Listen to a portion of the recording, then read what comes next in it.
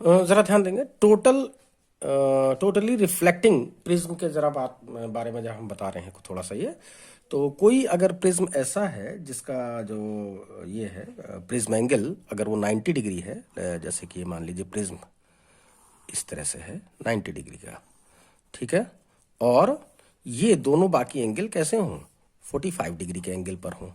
ठीक, एक 90 पर हो, तो अगर ऐसा कोई प्रिज्म है तो इस प्रिज्म को हम बोलते हैं टोटली रिफ्लेक्टिंग प्रिज्म, ठीक है। तो जरा इसको समझ लीजिए बात मैं क्या कह रहा हूं कि ये मान लीजिए एक रे ऑफ लाइट ऐसे आई, ठीक है। अब यहां पे नॉर्मल ड्रॉ करोगे तो नॉर्मल तो ऐसे ही चला जाएगा, तो इसका मतलब 0 डिग्री, एंगल ऑफ इंसिडेंस कितना है 0, तो एंगल ऑफ रिफ्लेक्शन भी कितना होगा 0, यानी कि जो रिफ्लेक्शन है वो यहां पर रिफ्रैक्शन यहां पर डिफाइंड नहीं है इन पॉइंट्स पर, जैसा कि मैंने आप लोगों को क्लास में बता दिया था ये सब बातें, ठीक। तो रे ऐसे आई और इस तरह से गई है, तो जरा ध्यान देंगे, तो ये वाला एंगल कितना होगा, ये एंगल या ये एंगल कितना आएगा, ये एंगल आएगा 45 डिग्री, कितना आएगा 45 डिग्री। तो अगर आपको एक बात याद रखनी है, तो ग्लास एयर इंटरफेस के लिए जो क्रिटिकल एंगल होता है वो 42 डिग्री होता है, कितना होता है 42 डिग्री, यानी अगर कोई रे डेंसर मीडियम में अगर 42 डिग्री से ज्यादा एंगल पर अगर इंसिडेंट होती है तो वो उसी मीडियम में वापस चली जाएगी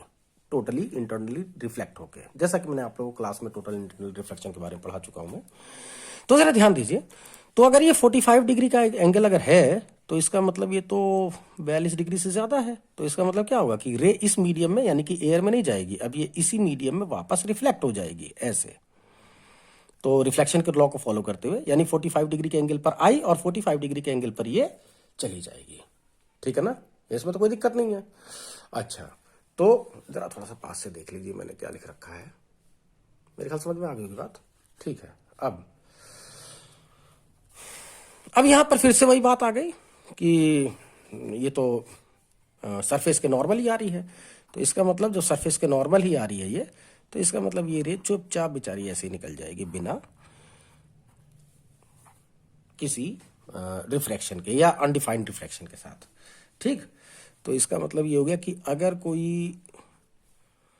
ऑब्जेक्ट यहां पर ऐसे रखा था तो मैं एक को सिंगल लाइन पे दिखा दे रहा हूं, एक को डबल लाइन पे दिखा दे रहा हूं, ताकि आप लोगों को थोड़ा पता रहे, ठीक। तो ये ध्यान देंगे, ये जो टॉप है वो सिंगल पे है, तो ये सिंगल वाला ये है ऐसे, ठीक। तो इसका मतलब रे इस तरह से इसको रिफ्लेक्ट कर देगी, मतलब ये जो प्रिज्म है वो इस तरह से इस ऑब्जेक्ट की इमेज बनाएगी, ठीक है। नंबर 2 है as reversing prism, reversing prism यानी कि जो क्या कर दे, रे को रिवर्स कर दे, तो है रहेगा वही,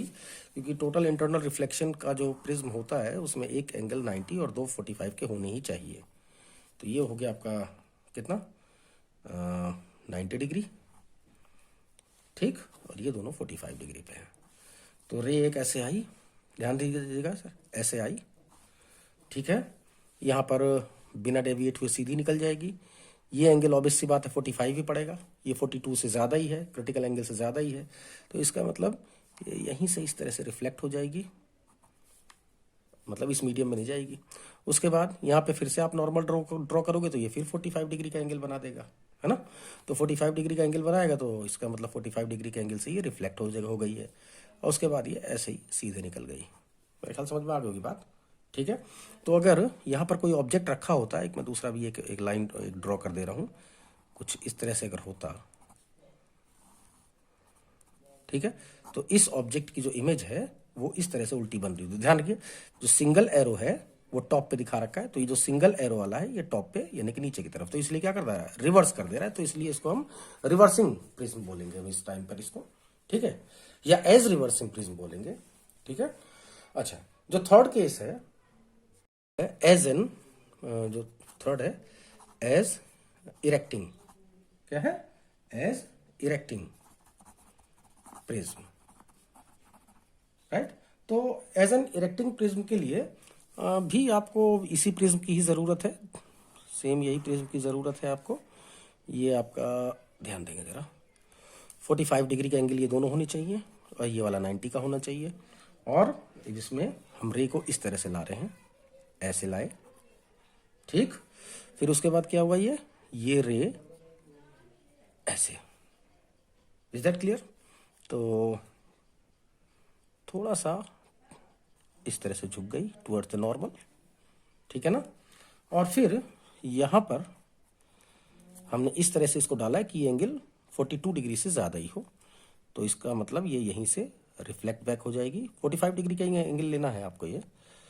तो ये ऐसे निकल गई रे, ठीक है ना। तो अगर मैं ऐसे से अगर दो ले लूँ, एक मैं डबल एरो वाला ले रहा हूँ, वो ऐसे गया, फिर ये ऐसे डबल एरो, फिर ये ऐसे ही निकल गया। ये गलत हो रहा है, ये इस तरह से जाएगा, ये तो इसका ओरिजिनल पाथ ही हो गया ना। ये ऐसे जाएगा, ये ऐसे जाएगा, ये गलत हो रहा है, ठीक है। तो ये डबल एरो वाला ये है, सिंगल एरो वाला ये, तो इसका मतलब ये टॉप है ये। तो मान लीजिए आपका जो ऑब्जेक्ट है वो ओ डैश, वो उसका जो टॉप है वो सिंगल एरो से होता हुआ जा रहा है, तो सिंगल एरो इसमें इस टाइम पे नीचे है, तो इसका मतलब ये क्या कर दे रहा है ये, ठीक। तो इरेक्ट कर दिया ना, यानी कि ऑब्जेक्ट अगर ऐसे था, अगर सीधा रखा था तो उल्टा कर दिया, अगर उल्टा रखा होता तो इसको सीधा कर दिया होता ये। तो इरेक्टिंग प्रिज्म इसलिए बोला जाता है इसको।